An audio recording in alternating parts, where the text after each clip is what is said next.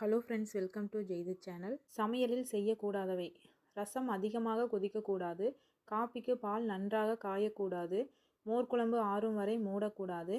கீரைகளை மூடி போட்டு சமைக்கக்கூடாது, காய்கறிகளை ரொம்பவும் பொடியாக நறுக்கக்கூடாது, சூடாக இருக்கும்போது எலுமிச்சம்பழம் பிழியக்கூடாது, தக்காளியையும் வெங்காயத்தையும் ஒன்றாக வதக்கக்கூடாது, ஃப்ரிட்ஜில் வாழைப்பழமும் உருளைக்கிழங்கும் வைக்கக்கூடாது, பெருங்காயம் தாளிக்கும் போது எண்ணெய் நன்றாக காயக்கூடாது, தேங்காய்பால் சேர்த்தவுடன் குழம்பு அதிகமாக கொதிக்கக்கூடாது, குலோப் ஜாமுன் பொரித்தெடுக்க நெய்யோ எண்ணெயோ நன்றாக காயக்கூடாது,